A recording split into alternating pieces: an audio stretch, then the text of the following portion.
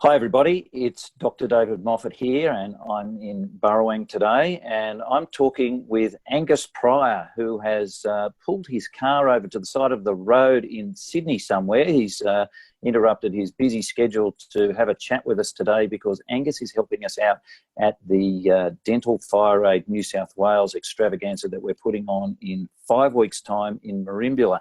And the reason for that extravaganza is that we are getting together a really great roster of dental people to talk in a convention-style manner and attract people to come down to Merimbula and spend a couple of days in Merimbula, visit the cafes, the restaurants, and some of the businesses there that are really suffering because of the recent catastrophic New South Wales bushfires. Because of those bushfires, what's happened is that holiday trade hasn't visited the south coast of New South Wales, and so those businesses have a distinct, huge drop in income.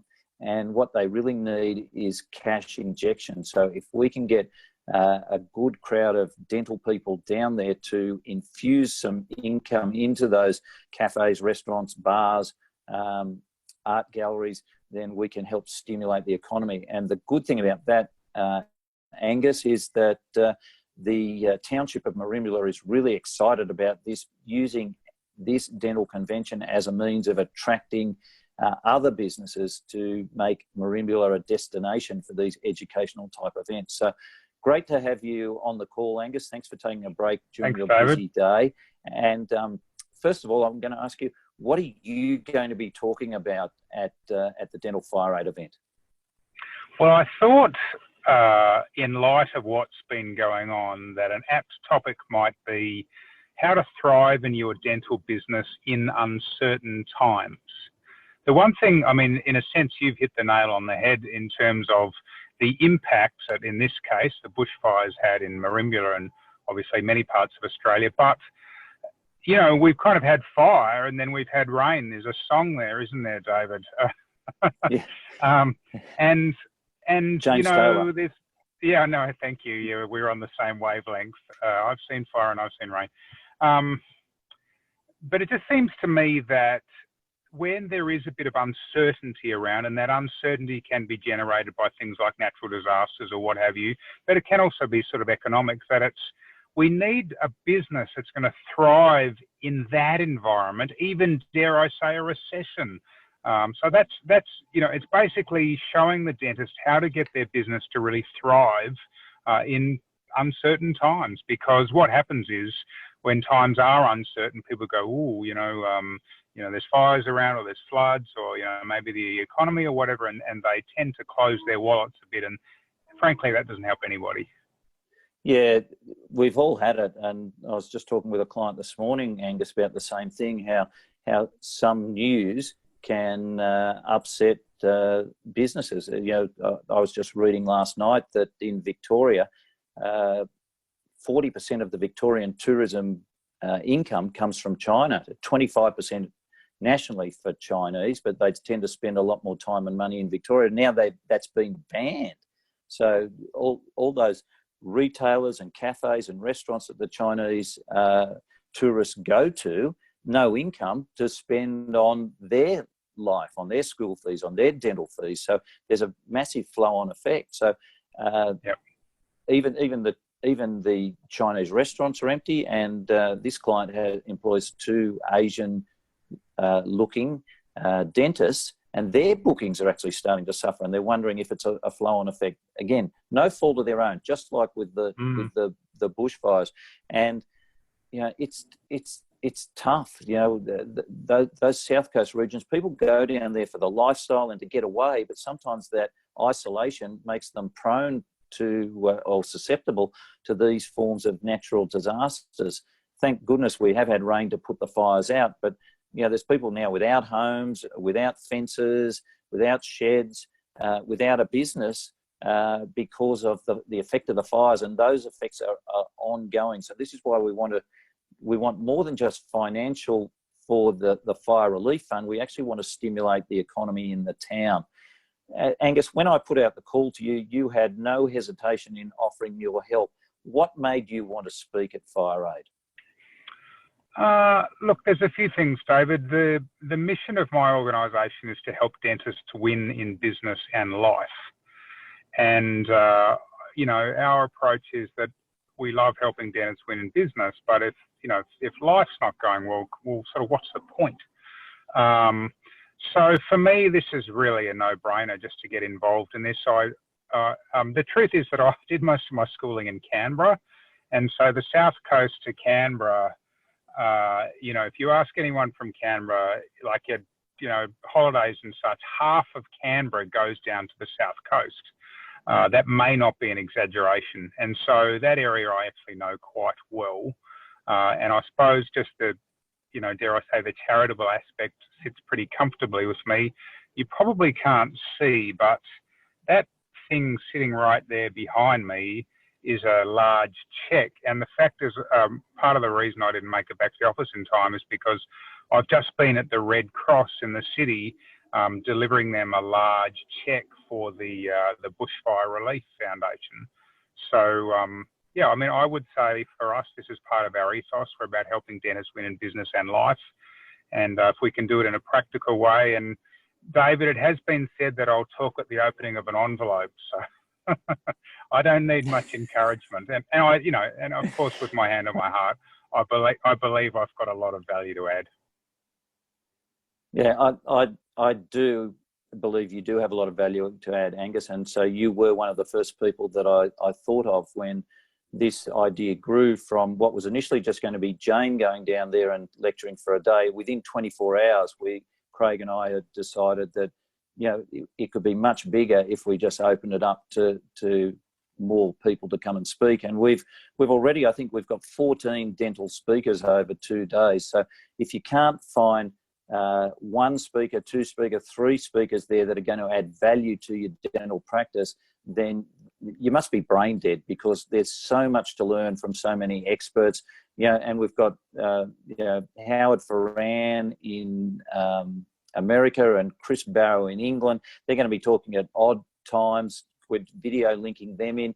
They too, agreed to help out. It's just been great to see how the speaking profession in dentistry has come together for this worthwhile cause.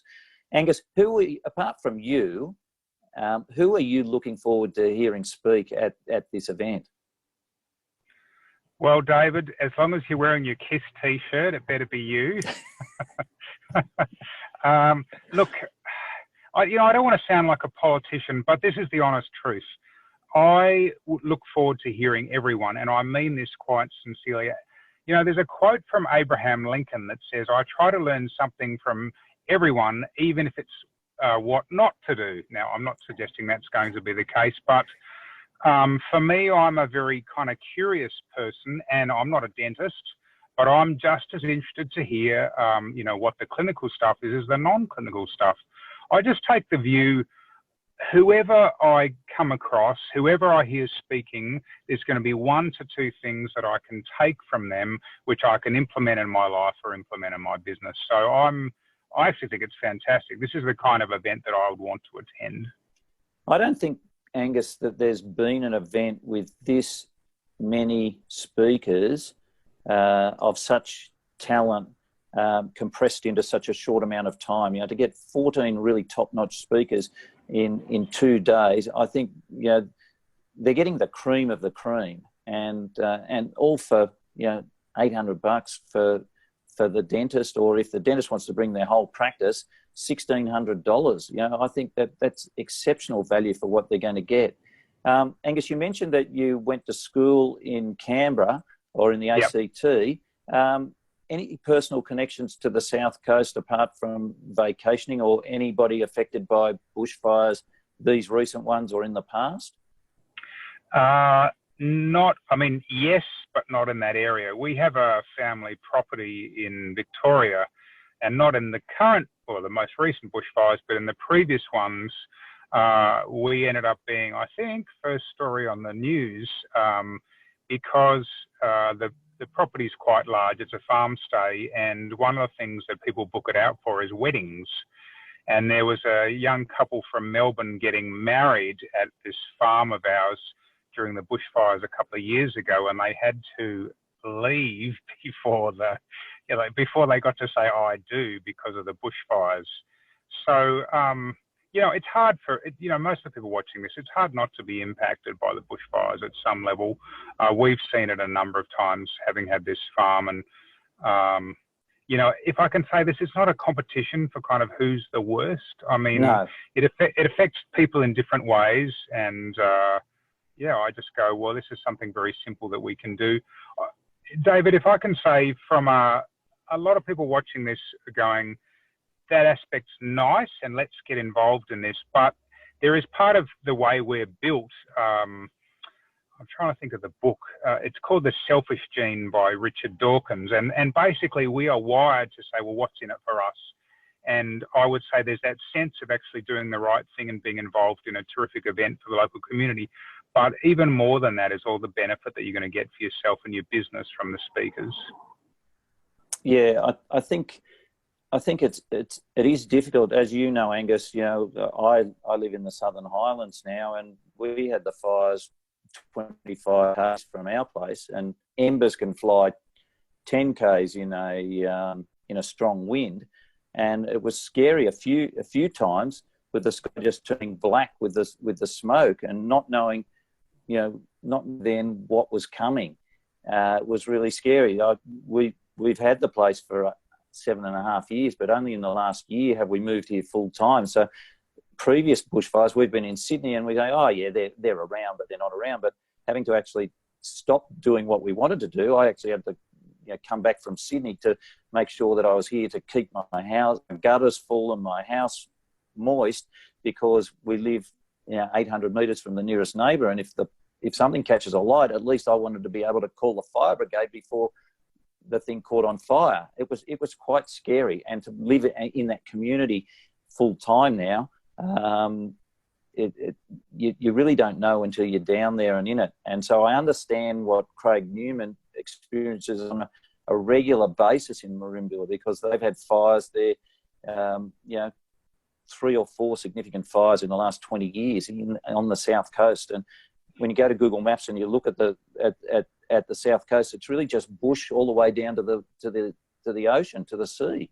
And the people put little towns down there, and those poor people, sometimes they move down there to get away from the hustle and bustle of Sydney and the cost of Sydney, and then all of a sudden fire heart out. So I'm glad that we're able to get this section of the dental community involved to stimulate that economy in Merimbula, because it's only a town of 4,000 people during the year, and it swells to 40,000 at Christmas time. Well, they didn't get the 40,000 this time, so let's see if we can add a few hundred to give a little bit of a stimulus. Is there anything else, Angus? No, I was just going to say, apart from anything else, it's actually a really nice place. I mean, I'm bringing my wife with me. I'm like, absolutely, let's come to the conference, but let's enjoy a nice weekend, at the coast. Like, what's not to love?